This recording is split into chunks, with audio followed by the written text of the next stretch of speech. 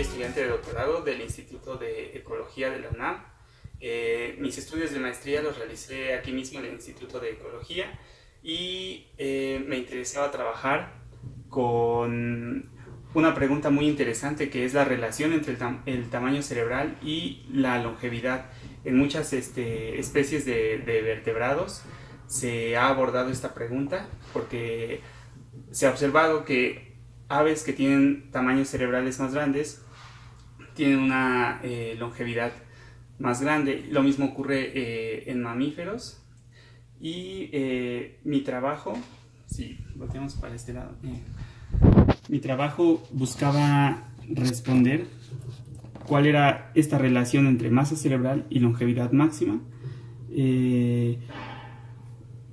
Planteamos diferentes escenarios alternativos. Por ejemplo, en la literatura se menciona que la masa cerebral puede servir como un amortiguador cognitivo ante desafíos ambientales, por ejemplo las fluctuaciones en la disponibilidad de alimento, y de esta manera se podría prolongar la longevidad máxima.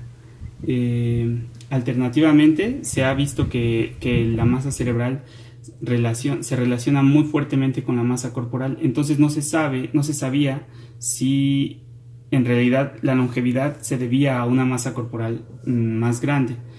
Entonces planteamos estos dos escenarios. En el primero vemos que la masa cerebral explica la variación en la longevidad máxima, y en el segundo observamos que la masa corporal explica la variación en la longevidad.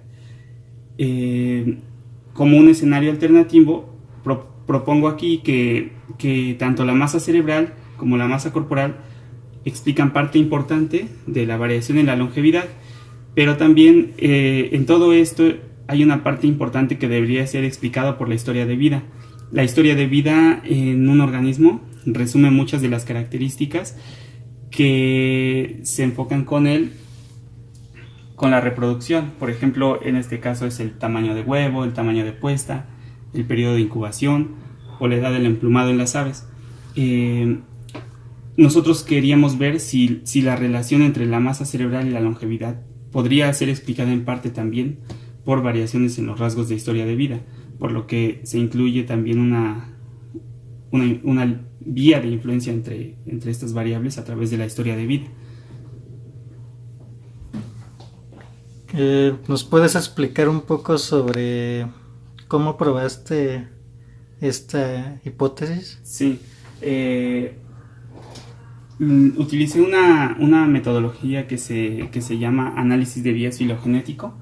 En esta metodología se pueden plantear diferentes escenarios como estos, entre los cuales las variables se influyen de manera diferente, y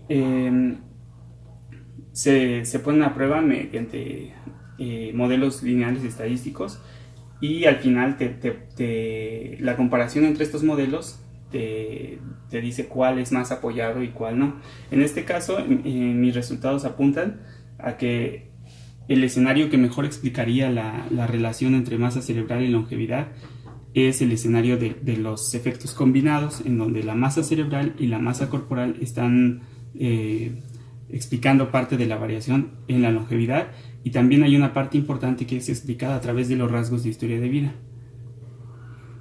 Ok, entonces para llevar a cabo este modelo lo que hiciste es que metiste datos reales de aves a tus modelos.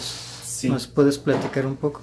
Sí, yo utilicé alrededor de 400 datos de especies de aves.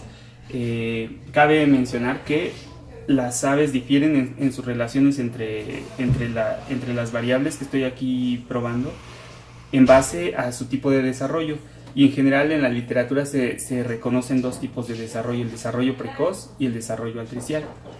El desarrollo altricial, a grandes rasgos, son todas estas especies que nacen con los ojos cerrados, nacen sin plumas y dependen totalmente por la alimentación y el cuidado de los padres. Por ejemplo, tenemos a las aves paseriformes, dentro de las que se encuentran los gorriones,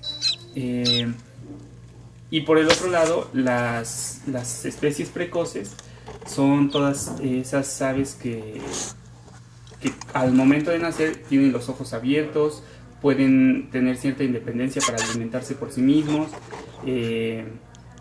y tienen ya el cuerpo cubierto con una especie de plumón. En estas aves encontramos, por ejemplo, a los galliformes, que son todas las gallinas, y también a los anseriformes, que son, por ejemplo, los patos. Y bueno, yo tenía datos para estos dos conjuntos de especies y probé mis modelos en estos datos. Y de esta manera pues ya pude obtener estos resultados. ¿Cuál sería la mayor relevancia de tu trabajo? Bueno,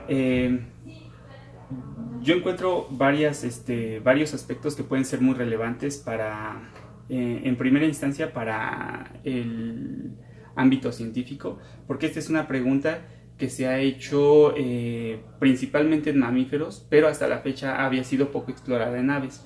Entonces, no se había visto, o sea, se sabían de correlaciones entre, por ejemplo, entre variables, aquí entre la masa corporal y la longevidad, se habían visto correlaciones, entre la masa cerebral y la longevidad también, pero estas correlaciones no nos aportan nada en cuanto a que si la longevidad se debe a la masa cerebral o si la longevidad se debe a la masa corporal.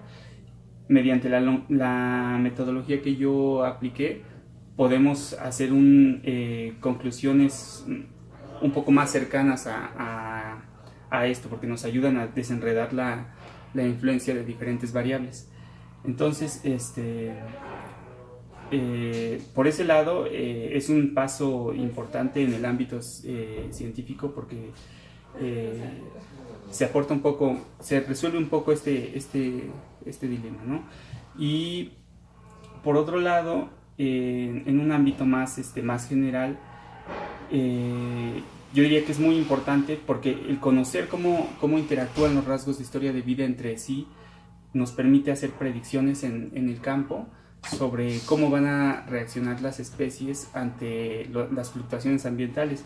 Por ejemplo, se ha visto que en mamíferos, el hecho de que tengan un periodo de desarrollo prolongado aumenta la vulnerabilidad a la extinción, ya que en un ambiente en donde hay mucha perturbación por parte del ser humano, por ejemplo, este desarrollo prolongado aumenta la vulnerabilidad a morir durante una etapa temprana. Lo mismo puede ocurrir con las aves que tienen un desarrollo muy lento, podrían sufrir una mortalidad antes de que puedan reproducirse. Entonces, este tipo de información podrían contribuir de una manera muy importante en planes y estrategias de manejo. Si tú conoces cuáles son los rasgos de las aves y todos los organismos que quieres incluir en este plan de manejo, pues puedes saber, puedes hacer una predicción de qué pasaría si tus especies son más vulnerables o son menos vulnerables a cierto tipo de manejos en vida libre.